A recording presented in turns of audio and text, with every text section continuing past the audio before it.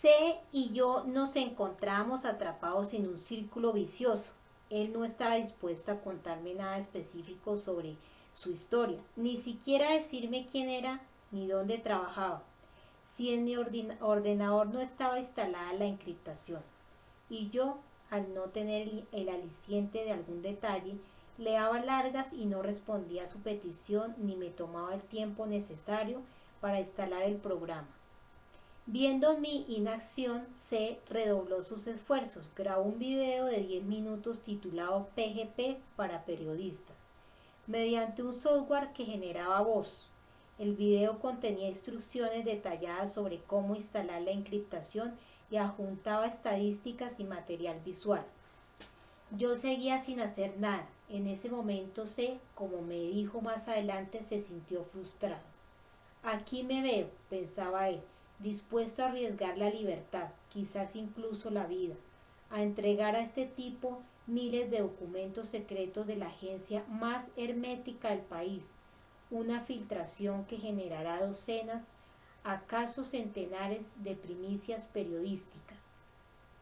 Y no se toma la molestia siquiera de instalar un programa de encriptación. Así de cerca estuve de perder las filtraciones más importantes y trascendentales para la seguridad nacional en la historia de Estados Unidos.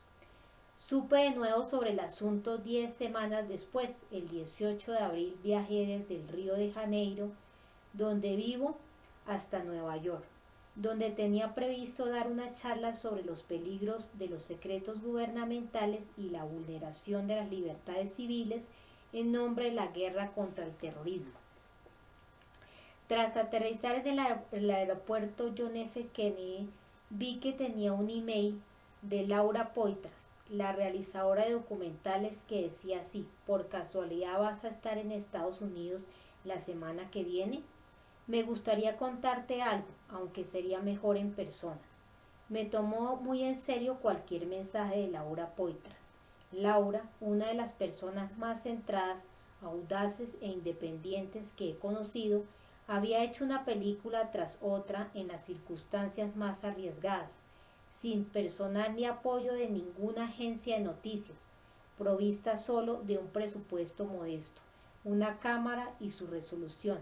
En el punto álgido de la violencia en la guerra de Irak, se había aventurado en el Triángulo Suní para rodar My Country, una mirada sin concesiones sobre la vida cotidiana bajo la ocupación norteamericana, que fue nominada para un premio de la Academia. Para su siguiente película, The Oath, Poitras se había desplazado a Yemen, donde se pasó meses siguiendo a dos hombres yemeníes, el guardaespaldas y el chofer de Osama Bin Laden.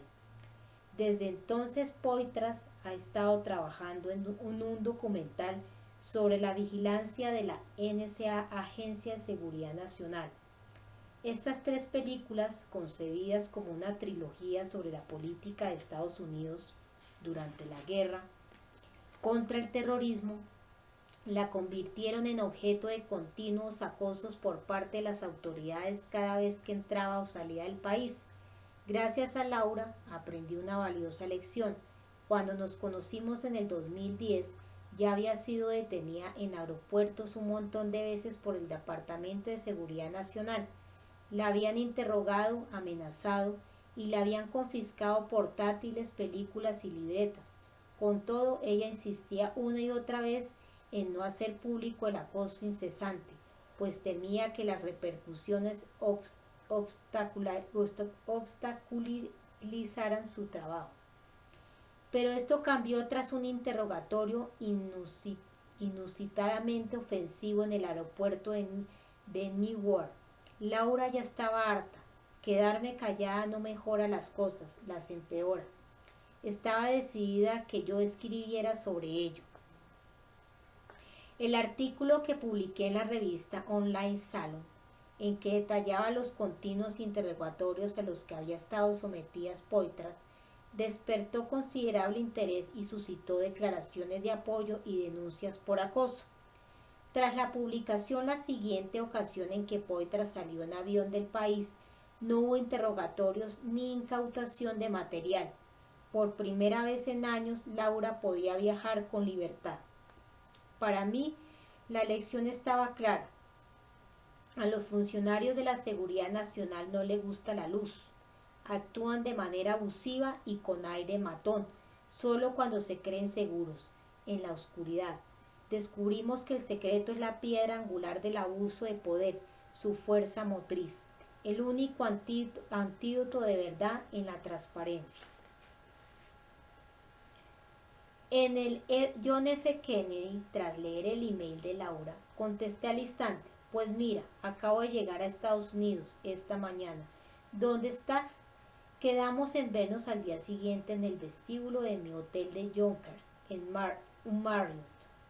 Nos sentamos en el restaurante, aunque a instancias de ella, antes de empezar a hablar, cambiamos 2 veces de sitio para estar seguro de que no nos oiría nadie. Laura fue al grano. Tenía que hablar de un asunto muy importante y delicado, dijo, y la seguridad era crucial. Como llevaba encima el móvil, Laura me pidió que le quitara la batería o lo dejara en la habitación. Parece paranoia, dijo, pero el gobierno tiene capacidad para activar móviles y portátiles a distancia para convertirlos en dispositivos de escucha. Tener el teléfono o el ordenador apagados no evita nada, solo es útil quitar la batería. Había oído decir esto antes a hackers y activistas en pro de la transparencia, pero lo consideraba una precaución excesiva y no solía hacer caso. Sin embargo, esta vez me lo tomé en serio porque lo decía ella. Al ver que no podía sacar la batería del móvil, lo llevé a la habitación y regresé al comedor. Laura empezó a hablar. Había recibido una serie de emails anónimos de alguien que parecía serio y honrado y afirmaba tener acceso a ciertos documentos sumamente secretos y comprometedores sobre actividades de espionaje del gobierno de Estados Unidos, que afectaban a sus propios ciudadanos y al resto del mundo. El hombre estaba resuelto a filtrar los documentos y solicitaba expresamente que Laura trabajase conmigo para hacerlos públicos e informar sobre ellos. En su momento no establecí ninguna relación con los ya olvidados emails de Cincinnatus, recibidos meses atrás, guardados en algún lugar apartado de mi cabeza, invisibles. De pronto Laura sacó unas hojas de su mochila, 2 de los correos electrónicos enviados por el filtrador anónimo, que leía ahí sentado de principio a fin. Alucinante. El segundo de los emails, mandados semanas después del primero, empezaba así: sigo aquí, con respecto a la cuestión que tenía yo tan presente en la cabeza. ¿Cuándo estaría él listo para pasarnos los documentos? Decía, solo puedo decir que pronto.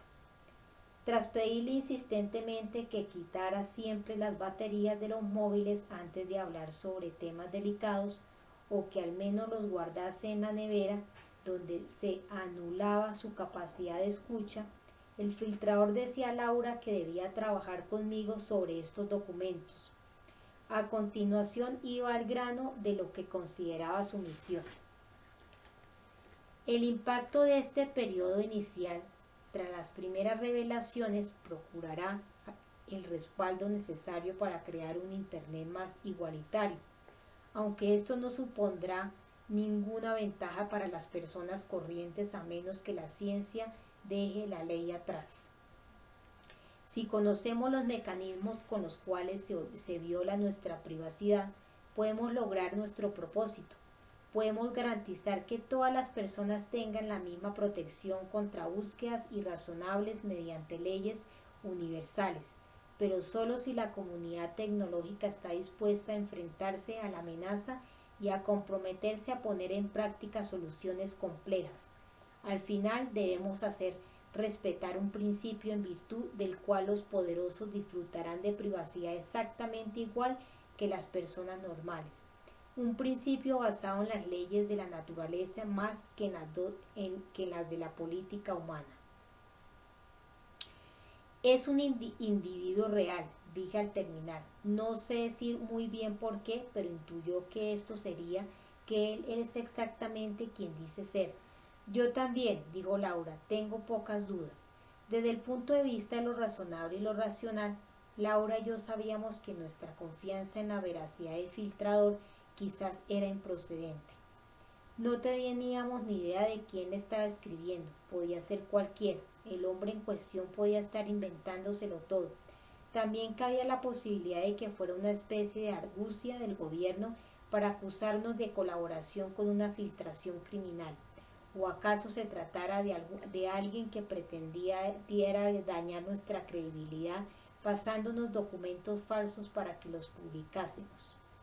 Analizamos todas las posibilidades. Sabíamos que un informante secreto del ejército de Estados Unidos declaraba a Wikileaks enemigo del Estado y sugería maneras de dañar y destruir potencialmente la organización.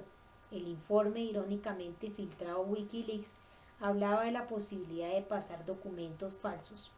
Si Wikileaks los publicaba como auténticos, su credibilidad sufriría un duro golpe. Laura y yo éramos conscientes de las dificultades, pero no las tuvimos en cuenta y nos fiamos de la intuición. Algo tangible, aunque convincente de los emails, nos dejaba claro que el autor era sincero.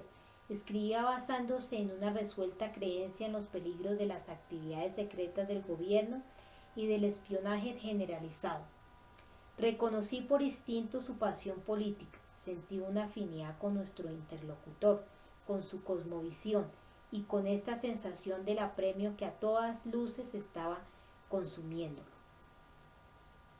Durante los últimos 7 años, impulsado por la misma convicción, he escrito casi a diario sobre las peligrosas tendencias en los secretos de Estados Unidos, el poder ejecutivo radical, los abusos en la vigilancia y las detenciones, el militarismo y la violación de las libertades civiles.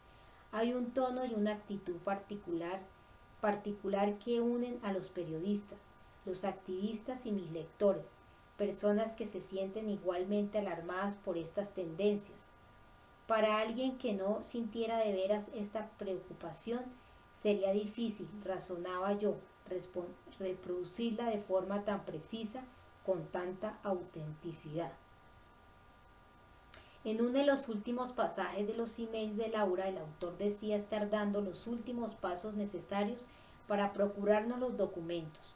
Necesitaba entre 4 y 6 semanas más, pronto tendríamos noticias suyas, nos lo aseguró.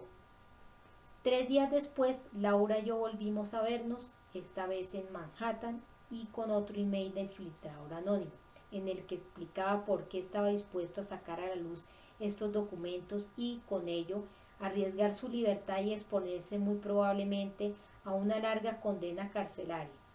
En ese momento me convencí aún más. Nuestra fuente era auténtica, pero como le dije a mi pareja, David Miranda, en el avión de regreso a Brasil, estaba decidido a quitármelo todo de la cabeza. Quizá no funcione, el hombre puede cambiar de opinión, cabe la posibilidad de que lo detenga. David, persona muy intuitiva, acertó de lleno. Es auténtico, desde luego, funcionará, declaró, y va a hacer algo gordo. Una vez en Río pasé 3 semanas sin noticias, casi no pensé en la fuente porque lo único que podía hacer era esperar. De repente el 11 de mayo recibí un email de un experto informático con el que Laura había trabajado en el pasado. Sus palabras eran crípticas, pero el significado estaba claro. Hola, Glenn, estoy aprendiendo a utilizar el sistema PGP. ¿Tienes una dirección a donde pueda enviarte por correo algo que te ayude a ponerte en marcha la semana que viene? Yo estaba segura de que el algo que quería mandarme era lo que yo necesitaba para ponerme a trabajar con los documentos del filtrador. Esto significaba a su vez que Laura había tenido noticias del anónimo autor de los emails y recibido lo que habíamos estado esperando. El técnico envió mediante Federal Express un paquete que debía llegar al cabo de 2 días. Yo no sabía qué imaginarme, un programa, los propios documentos. Durante las siguientes 48 horas me resultó imposible centrarme en otra cosa, pero a las 5:30 de la tarde del día previsto para la entrega no llegó nada. Llamé a FedEx y me dijeron que el paquete estaba retenido en la aduana por razones desconocidas. Pasaron 2 días, 5 días, una semana entera. Cada día FedEx me decía lo mismo. El paquete estaba retenido en la aduana por razones desconocidas. Por un momento contemplé la posibilidad de que cierta autoridad gubernamental norteamericana, brasileña o de donde fuera responsable del retraso porque supiera algo, pero me aferré a la mucho más probable explicación de que se trataba solo de un típico fastidio burocrático fortuito.